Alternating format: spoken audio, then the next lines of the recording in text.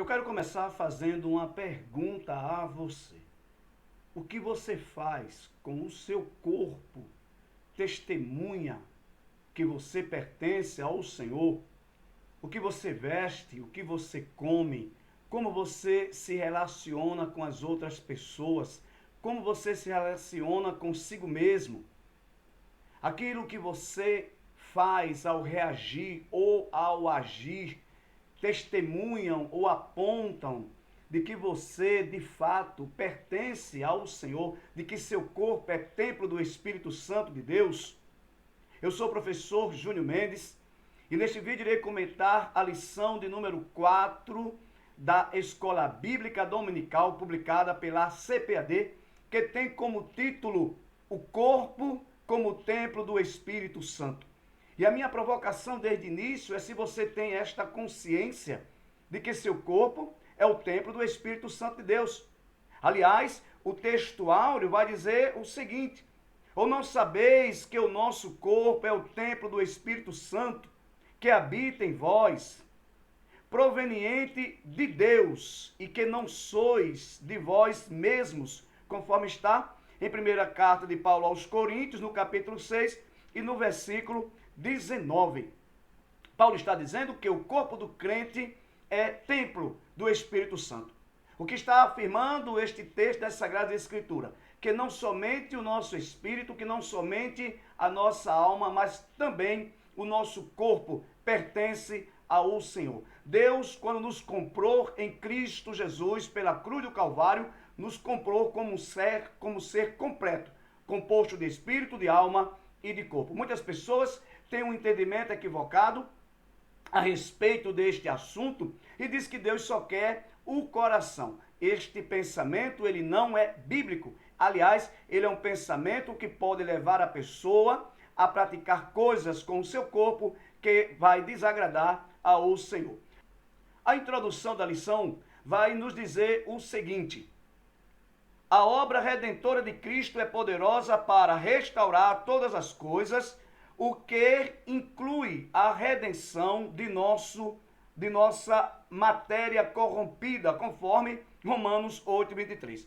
Na aula passada, nós estudamos a respeito das consequências do pecado, o quanto o pecado trouxe consequências desastrosas para a vida humana, mas a Bíblia também vai nos afirmar que Cristo na cruz do Calvário, através da regeneração, restaura este corpo caído em uma nova criatura. Portanto, o corpo se torna propriedade de Deus e habitação do seu Santo Espírito.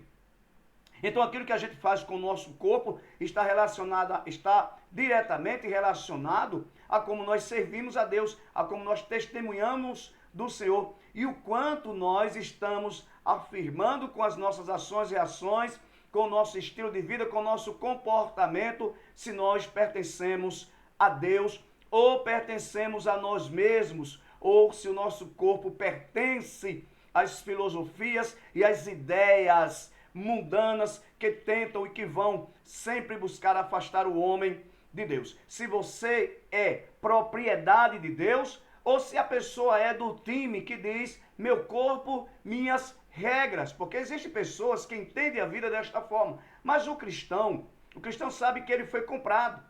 Então, ele é propriedade de Deus. E o que ele faz com a sua vida reflete diretamente neste relacionamento que ele tem com Cristo. Porque a gente não se relaciona com Deus apenas no nosso espírito ou na nossa alma.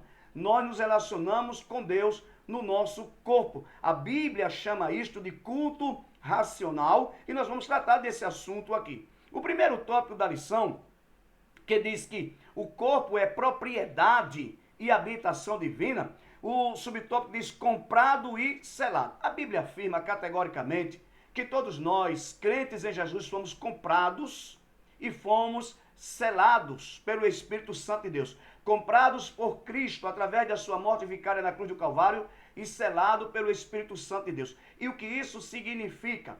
O que quer dizer a Bíblia quando diz que nós fomos selados?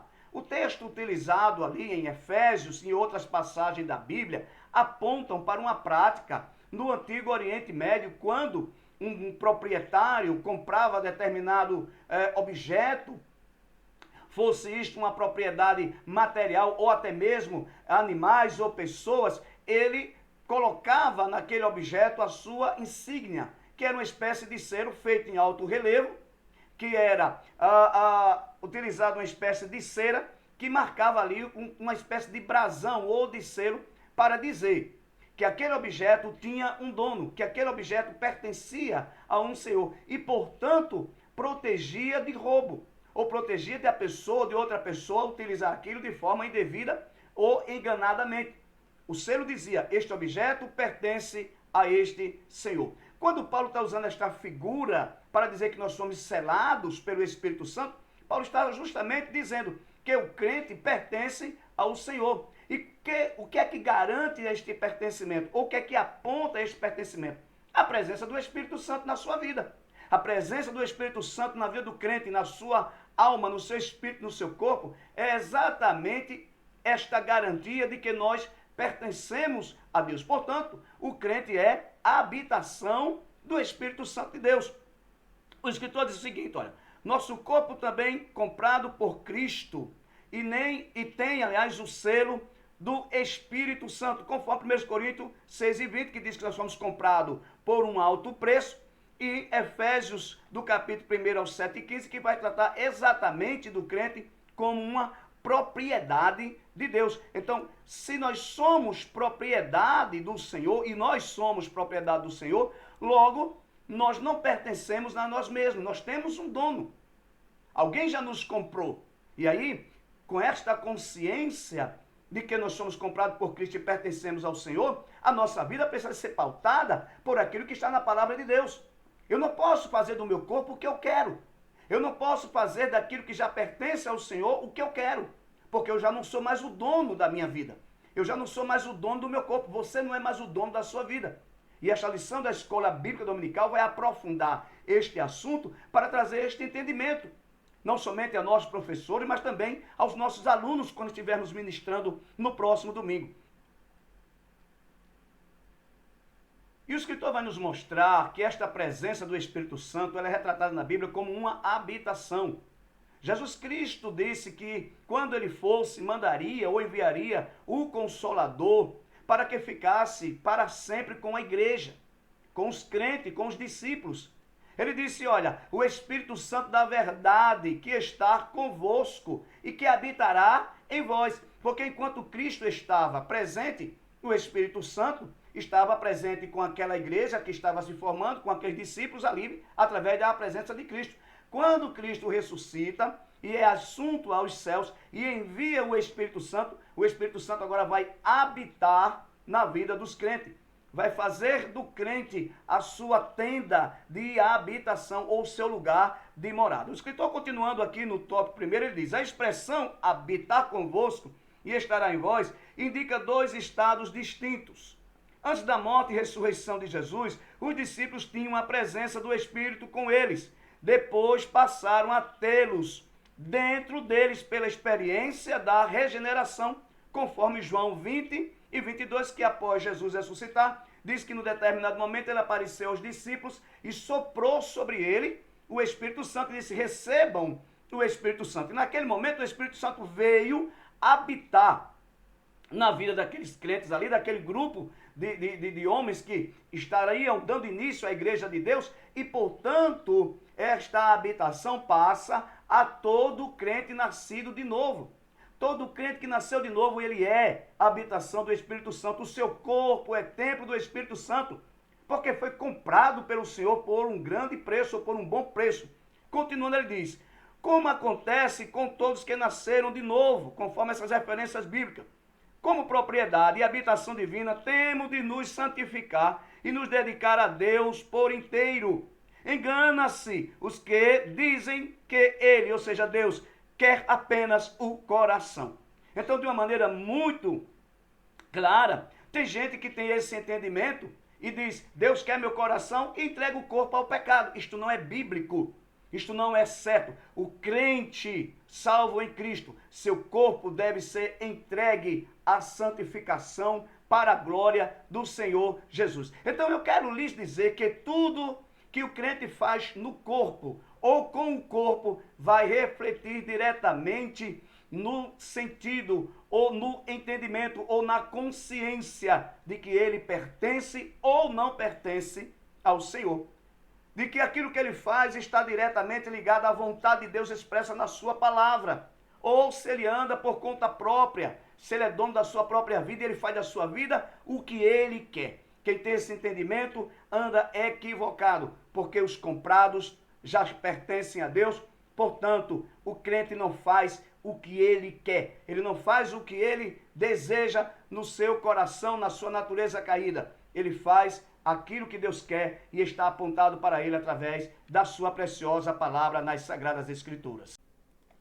O assunto em questão está na primeira carta de Paulo aos Coríntios, quando Paulo estava corrigindo os crentes daquela igreja que estavam vivendo de maneira desordenada, porque eles pensavam ou afirmavam o entendimento pagão de que todas as coisas lhe eram permitidas, de que todas as coisas lhe eram lícitas. E Paulo vai dizer, pois é, todas as coisas me são lícitas, mas nem todas me convém fazer. Todas as coisas me são lícitas, mas eu não vou me deixar dominar por elas. Depois aqueles cristãos com outro entendimento errado estavam dizendo, assim como a comida é para o estômago é para a comida, e eles estavam levando isso para um viés de sexualidade desordenada, de prostituição. Paulo está dizendo, pois é, assim como o corpo é para o Senhor e o Senhor é para o corpo. Paulo está dizendo, o fato de que você é livre ou se sente livre para fazer o que você bem desejar, não caracteriza uma liberdade cristã, porque a liberdade cristã nos tornou livre, ou seja, Deus nos tornou livre para fazermos a sua vontade. E aquela igreja não tinha essa consciência, aqueles crentes não estavam tendo esse entendimento de que eles pertenciam a Deus e, portanto, não podiam viver de toda forma. Aliás, este entendimento está em alguns cristãos. Eles não compreendem que o seu corpo é templo do Espírito Santo e, portanto, não toma com o corpo os devidos cuidados que precisam se tomar. O escritor diz o seguinte aqui no segundo subtópico do tópico primeiro. Discussões que visam negar a necessidade de santificação corpórea são sinais de imaturidade e carnalidade, inclusive as relativas ao vestuário, inclusive as relativas ao vestuário. É claro que quando o escritor está tratando aqui dos vestuários, ele não está tratando no quesito de o tipo de roupa que uma pessoa vai usar, mas se aquela roupa que ela está usando é decente ou não decente, se aquela roupa que ela está usando cobre as suas vergonhas ou a sua nudez ou não cobre, se aquela roupa que ela está usando vai trazer ou não vai trazer sensualidade. Ele continua dizendo o seguinte, depois do pecado, Adão e Eva se cobriram como aventais de folhas de figueiras. Deus substituiu por roupas de peles, demonstrando que o corpo, seja da mulher, seja do homem, não deve ser fragilmente coberto e ficar sujeito à exposição como objeto de tentação e cobiça. Então veja que o escritor está dizendo exatamente isso. A maneira como alguém se veste vai testemunhar se ela se considera templo do Espírito Santo, se ela tem consciência de que é o templo do Espírito Santo. A maneira como o crente se veste vai apontar exatamente para esta direção. Por quê? Porque o crente não pertence mais a si mesmo e também não pertence ao mundo. Ele agora é propriedade de Deus. E no terceiro subtópico, o autor vai justamente aprofundar esse entendimento. Quando ele diz o seguinte, olha, o detentor da propriedade deve ter também o domínio. Ora, se eu digo que pertenço ao Senhor, logo eu preciso me submeter à sua vontade, ao seu domínio. E onde eu encontro a vontade de Deus? Onde eu encontro a direção de Deus para a minha vida? Na sua palavra. A Bíblia tem os ditames para a vida de todo cristão. Ela é a bússola que vai orientar todo crente a viver de maneira a testemunhar que ele é templo do Espírito Santo, que ele é morada do Espírito Santo, que ele é propriedade de Deus e, portanto, Deus tem o domínio sobre a sua vida. O escritor continua dizendo, se pertencemos ao Espírito, devemos viver sob seu domínio ou debaixo do seu domínio. Como enfatiza Paulo, nosso corpo é para o Senhor e não para a prostituição, não para o pecado, não para viver de forma desordenada, não para viver de todo jeito. Precisa-se a consciência viva de que o nosso corpo, o templo do Espírito Santo, é do Senhor, pertence ao Senhor. Ele continua, e não para as impurezas. Somos membro de Cristo e templo do Deus vivente. E por isso, precisamos viver uma vida de santidade, uma vida de piedade, uma vida que busca agradar a Deus, que busca fazer a vontade de Deus, porque esta é a vontade do Senhor expressa em sua palavra.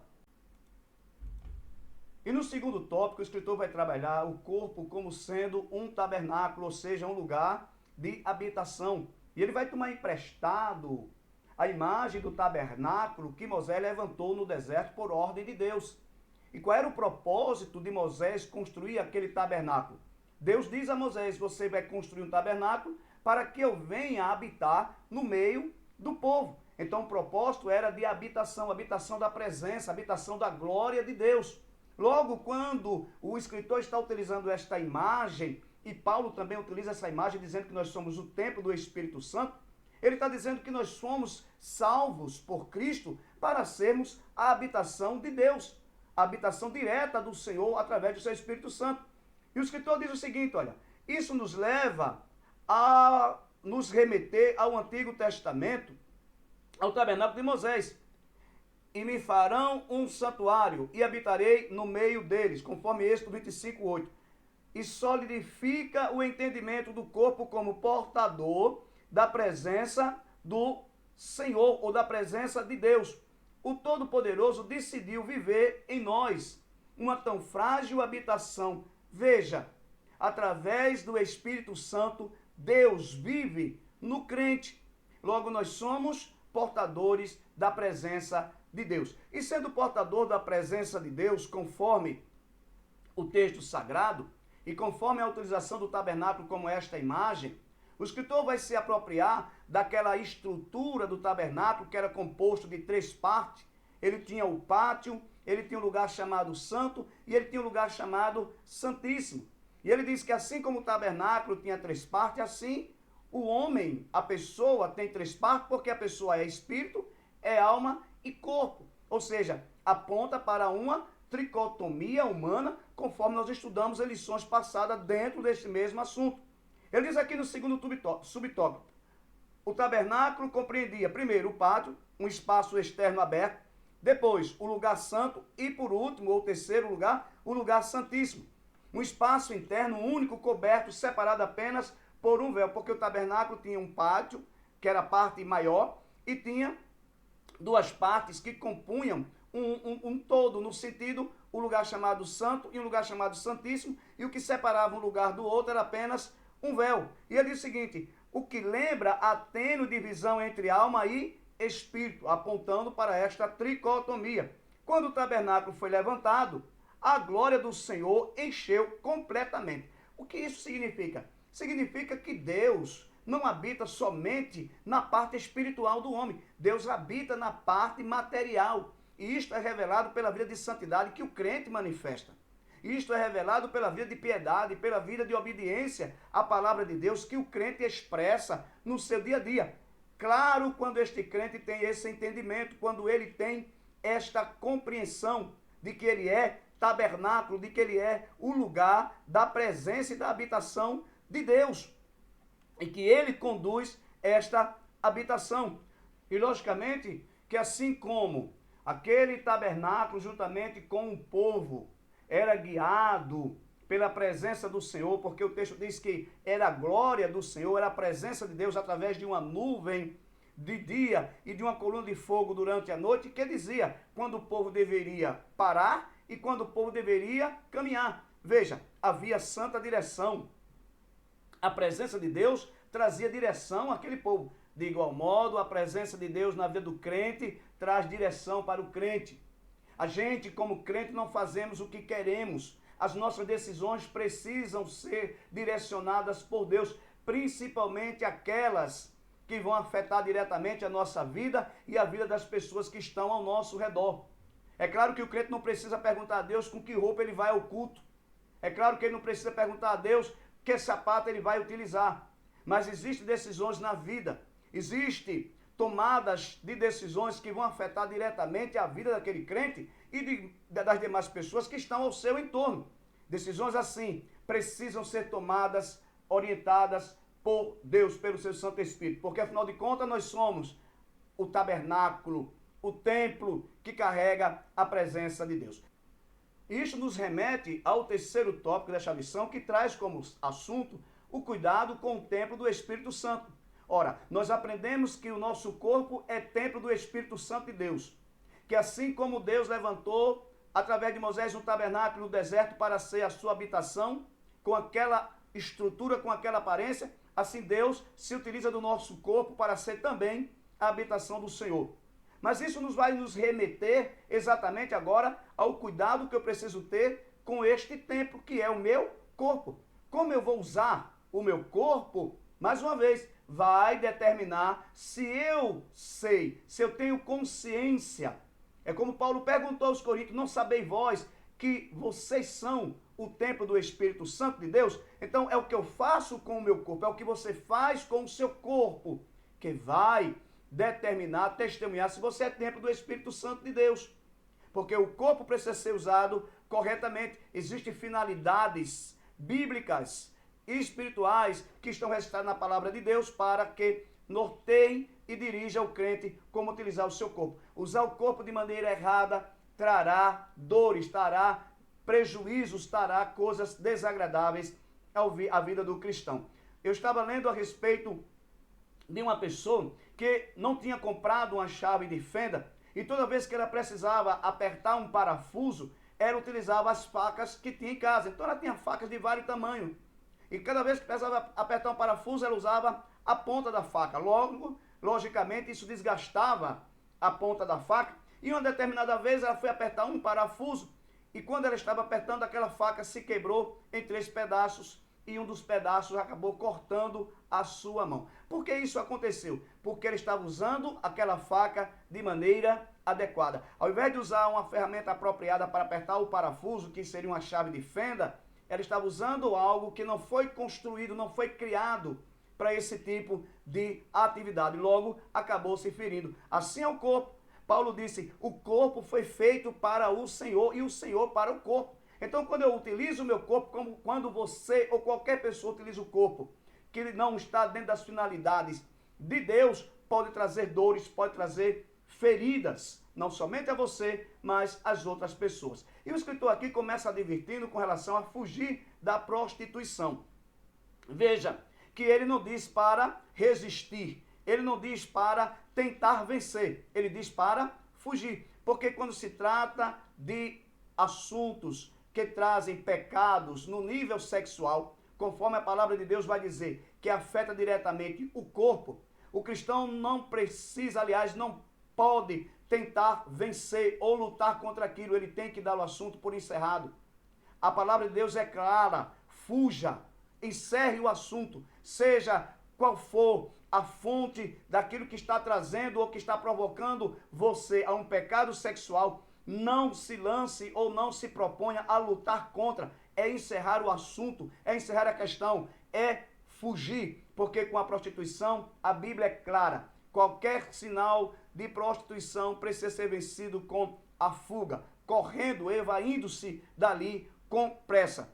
É preciso apresentá-lo a Deus como instrumento de justiça. Com relação ao corpo, o escritor está dizendo aqui, no subtópico 1 do tópico 3º, e culto em sacrifício vivo, santo e agradável a Deus. Paulo diz que este é o culto racional. Então qualquer coisa que chegue para nós, através dos nossos olhos, através da nossa audição, através de qualquer outro sentido, que vai caracterizar pecado, que vai caracterizar desvio de finalidade para o nosso corpo, precisa ser vencido pelo poder de Deus. E quando se trata de prostituição, tem que se fugir, porque o nosso corpo é templo do Espírito Santo e nós vivemos o que a Bíblia chama de culto racional. O que é o culto racional ou culto da razão? Conforme Paulo escreveu aos Romanos no capítulo 2, versículo 1, quando ele diz: rogo-vos, pois, meus irmãos, que apresenteis, eu rogo-vos pela compaixão de Deus, que apresenteis os vossos corpos como sacrifício vivo, santo e agradável a Deus, que é o vosso culto racional. E ele diz, para que experimenteis a boa e agradável vontade de Deus. Então o culto racional é o culto que eu faço, ou que eu entrego a Deus, ou que eu presto a Deus através do meu corpo. É aquilo que o crente faz através do seu corpo. É como ele trata o seu corpo, é como ele usa o seu corpo, que vai caracterizar se ele está cultuando a Deus, se ele está adorando a si mesmo, ou seja, numa espécie de egolatria, fazendo tudo o que ele quer para agradar a si mesmo, ou se ele está fazendo as coisas que agradam o mundo e, consequentemente, desagrada a Deus. O escritor continua, é por meio do corpo que praticamos as mais importantes disciplinas de nossa vida espiritual, como o jejum, a oração e o estudo da palavra de Deus, que são fundamentais para uma contínua e fluente agência do Espírito Santo de Deus em nosso interior. Então, como vencer o pecado? Então, como fazer com que o meu corpo seja todos os dias, todo instante, o templo e a morada do Espírito Santo? Então, como ter formado em mim esta consciência?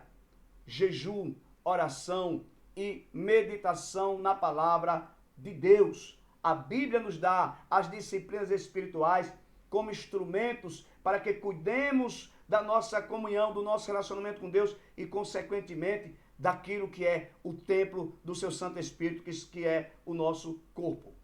E alguém pode estar se perguntando, e esse cuidado é simplesmente com oração, com jejum e as disciplinas espirituais, meditação na palavra de Deus? Este cuidado vai além disto, vai até a maneira como nós vivemos, ou seja, até o que nós comemos, se nós vamos ou não ao médico, sim, buscando estar com a saúde corpórea, com a saúde mental em dia, se nós fazemos exercícios físicos, se nós vivemos uma vida adequada, tudo isso está relacionado ao cuidado que o crente deve e precisa ter com o seu corpo. Olha o que diz o escritor aqui no terceiro subtópico. Dentre esses cuidados estão a quantidade e a qualidade de nossa alimentação.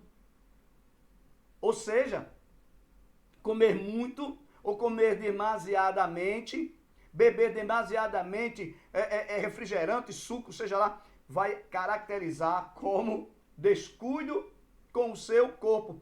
Às vezes se afirma em tom jocoso que crente não bebe, mas come muito. E é engraçado que às vezes as pessoas estão achando graça disso, quando na verdade deveria se envergonhar. Quando alguém diz para mim ou para você que o crente, por não beber, ele come muito, isso caracteriza um descuidado com o corpo. Isso caracteriza um desvio de finalidade para o qual Deus criou o nosso corpo. Diz o seguinte, não seria reflexo da falta de moderação de alguns, além do aspecto alimentar, descanso, especialmente o sono, exercícios físicos também são importantes, cuidados para o corpo e a mente. Cabe-nos também fazer uso regular dos meios de saúde preventivos e curativos disponíveis. Tem crente que não vai ao médico. Não, ele não vai ao médico porque ele alinha tudo pela fé. Como se Deus não usasse os médicos para trazer cura. Como se Deus não tivesse dado aos médicos ciência, entendimento, a própria ciência para criar, para construir medicamento, tratamento que vai produzir cura. Deus está também nesses processos de cura. Uma cura que um crente alcança através da ida ao médico e da medicação que ele toma tudo certinho, é também a ação de Deus diretamente naquela pessoa para trazer cura a ela. Mas há cristãos que espiritualizam tudo e acabam não indo ao médico regularmente. Então comer com cuidado, se vestir adequadamente, fazer exercícios físicos, sim, cuidar da mente, cuidar do corpo, fazer exames, procurar médico regularmente. E se o crente tem alguma patologia, ter cuidado de comer alimentação que é direcionada pelo receituário. Nós somos o templo do Espírito Santo de Deus. Você é o templo do Espírito Santo de Deus. E imbuído desta consciência, tomado por esta consciência, precisa-se nortear a vida pelo que está na palavra de Deus. E se você ficou até aqui, quero pedir que você compartilhe este vídeo com alguém que precisa escutar esta mensagem, com outros professores de escola bíblica dominical, com alunos. Se você não é inscrito no canal, por favor, se inscreva, ative o sininho, deixe um comentário. Se Jesus não voltar, até lá. Até o próximo vídeo, em nome de Jesus.